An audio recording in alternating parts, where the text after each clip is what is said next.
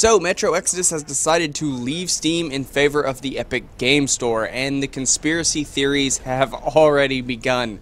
Let's talk about this.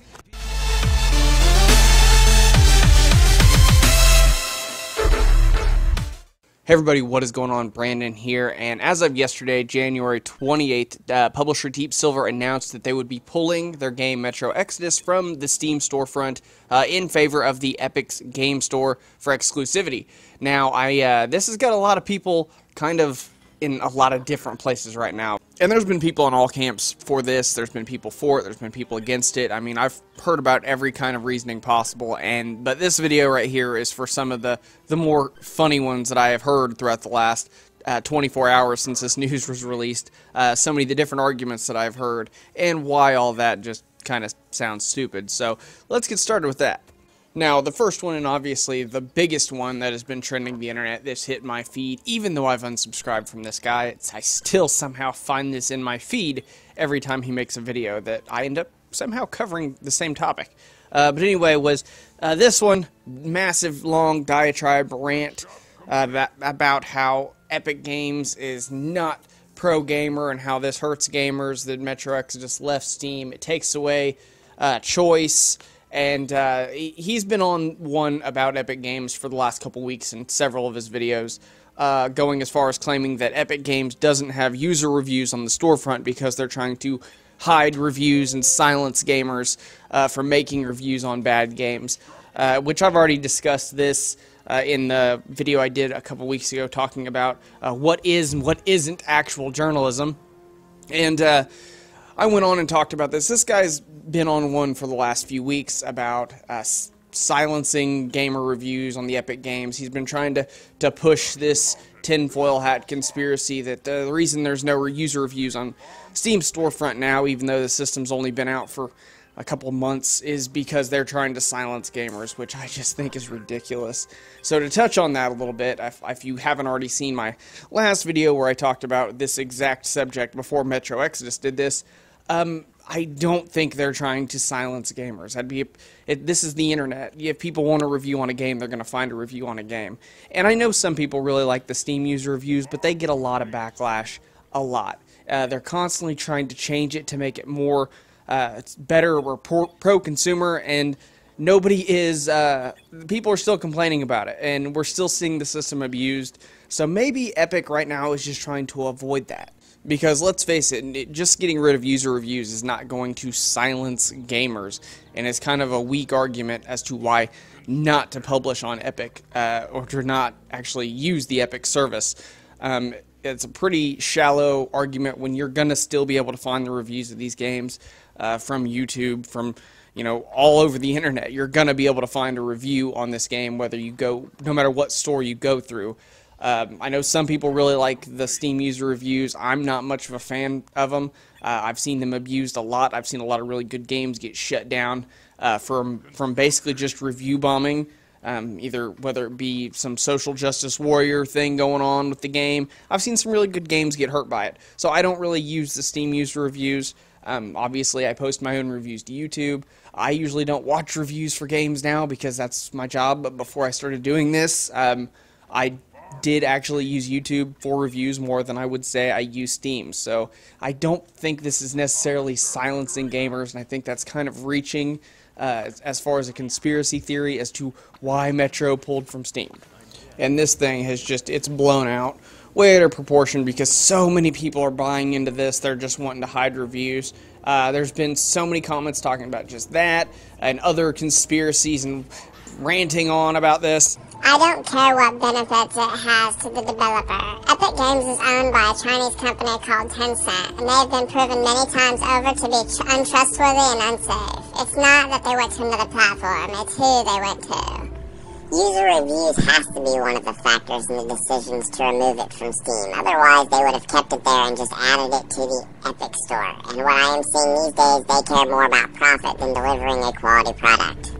Get your facts straight, my dude. Epic is appealing to the companies and not the consumer, which is a loss for gamers. They're making a space where these companies can deceive and take advantage of gamers. If that's not a loss for gamers, I don't know what is. And that is just a few of the comments that have spun out of control since old Jeremy's video on how this is all a conspiracy to silence gamers. So I decided, you know what, I'm going to address this a little bit and let you guys know what I think is actually probably going on, and it's not some crazy conspiracy theory. It's actually really smart and is really good for gamers.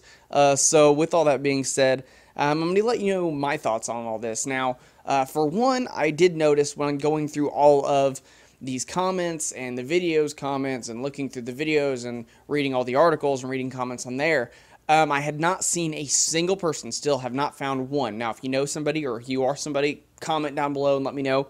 Because I'm not saying you don't exist, just saying I have not seen anybody claim to be one. I've not found anybody that's pre-ordered this game. I'd found nobody. But I'd heard the argument already that, well, this kind of screws over the people that had pre-ordered it on Steam, but nobody actually claiming that they themselves had pre-ordered. And on that note, turns out that's actually false. If you pre-ordered the game on Steam, they said they are still honoring your pre-order. They're just taking it off the store page. They won't be hosted on the store page from that day on. It would be exclusively on Epic unless you had pre-ordered the game. So if you pre-ordered on Steam, you're still getting your game. You're not being screwed out of your game. You're still getting it. And if you hadn't pre-ordered it, you just got to go to a different launcher now. As for the evil corporation Tencent owning Epic, they don't own Epic. They own shares in Epic. They also own shares in pretty much everything else, either directly or through a subsidiary, tech-related in the world. More than likely, if you play a game somehow, some way, Tencent was involved in it. They're the biggest corporation in the world, I think, if not the biggest, one of the biggest. They have their hands in almost everything, like I said, either directly or through a subsidiary.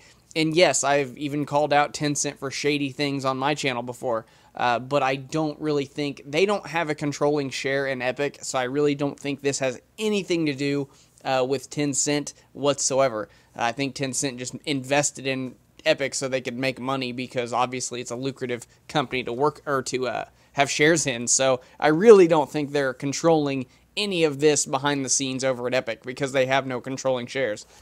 Now, the reason I believe Deep Silver did this with Metro Exodus and pulled Metro Exodus from Steam isn't because of hiding consumer reviews. I think the reason they did it is actually really smart, and I think it has to do with pre-orders.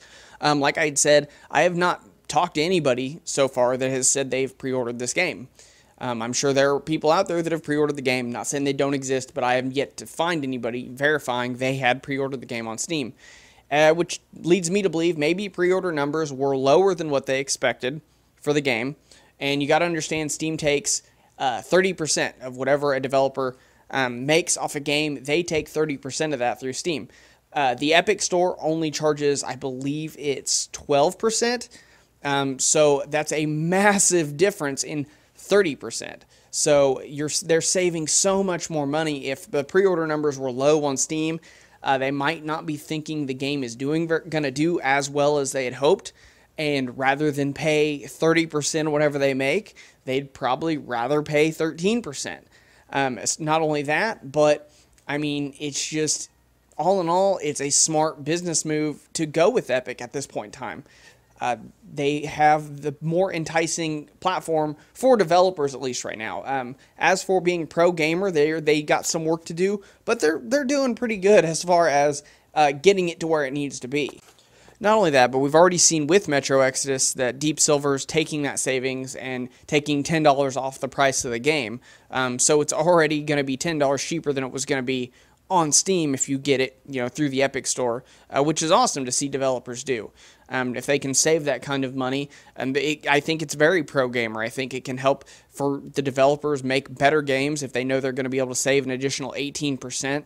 I think it's going to make them either give themselves extra budget on development, or pass that savings on to the players, so the players are only paying $30, $40 for what would normally be a $60 game. I think that's great because I think that's going to get more people spending money on games and buying them if they're more affordable. The developers are saving money. Everything about this right now is pro-gamer. As for the no reviews or the no user reviews on the storefront, that's just, come on. Steam gets a lot of crap for its user reviews. I've seen a lot of really good games get shut down from review bombing.